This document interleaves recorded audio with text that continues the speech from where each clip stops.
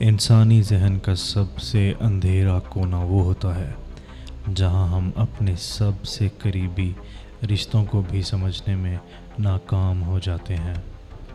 और आज की कहानी ऐसी ही दो बहनों की है जो सिर्फ एक दूसरे से बात करती थी बिकॉज़ दुनिया के लिए वो साइलेंट थी, लेकिन एक दूसरे के लिए जैसे वो एक जादुई रिश्ता था।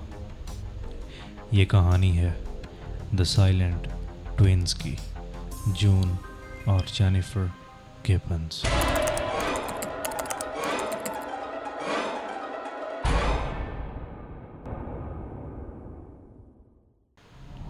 दो बहनें, एक जैसी शक्लें, एक जैसे जज्बात, लेकिन उनकी कहानी इतनी अजीब थी कि दुनिया ने उन्हें द साइलेंट ट्विंस का नाम दे दिया।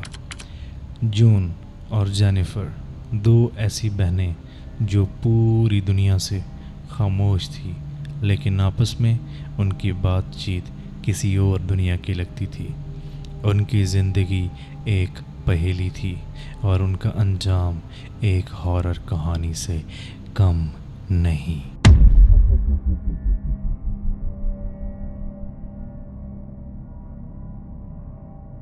1970 वेल्स के एक छोटे से टाउन हेवरफोर्ड वेस्ट में एक ब्लैक फैमिली शिफ्ट हुई।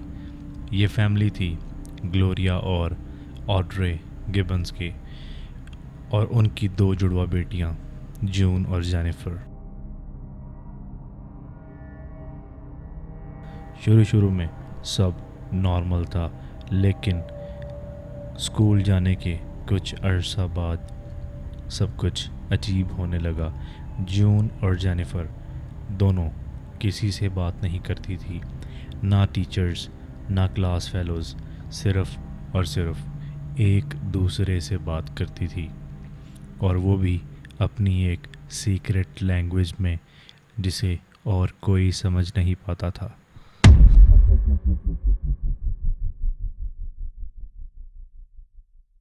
उनका ऑब्सेशन सिर्फ साइलेंस नहीं था, कंट्रोल भी था।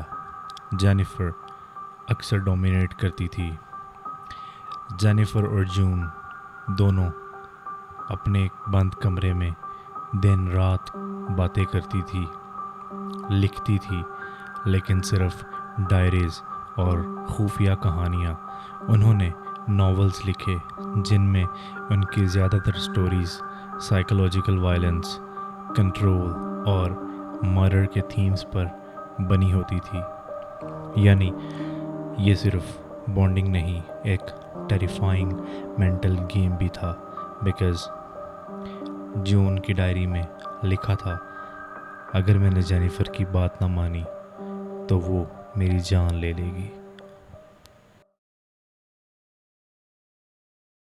वो किसी और की प्रेजेंस में फ्रीज हो जाती थी, जैसे उनका दिमाग कहीं लॉक हो गया हो। साइकोलॉजिस्ट ने कई दफ़ा टेस्ट किया, लेकिन हर बार एक ही नतीजा आया, ये दोनों सिर्फ़ और सिर्फ एक दूसरे को सुन सकती थी। बाकी दुनिया जैसे इनके लिए बिल्कुल बंद हो चुकी थी। उन्होंने एक ऐसी लैंग्वेज डेवलप की जो कि सिर्फ दोनों को समझ आती थी, एक प्राइवेट कोड। टीनेज में दोनों ने छोटी छोटी चोरियां और आग लगाना शुरू कर दिया। जब पुलिस ने उनको पकड़ा तो उन्हें नॉर्मल जेल में नहीं बल्कि ब्रॉडमूर हॉस्पिटल भेज दिया गया, यूके का सबसे नोटोरियस मेंटल असाइलम। वो दोनों वहाँ 11 साल तक रही, और एक दिन उनका बिहेवियर अचानक से बदल गया। जेनिफर ने कहा, जून, अब वक्त आ गया है, मैं मर जाऊं ताकि तुम जिंदा रह सको।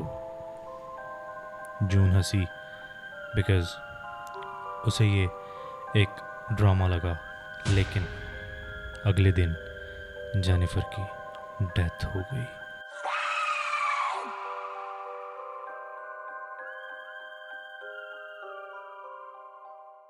जेनिफर की ऑटोप्सी हुई ना कोई पॉइज़न, ना कोई ट्रॉमा।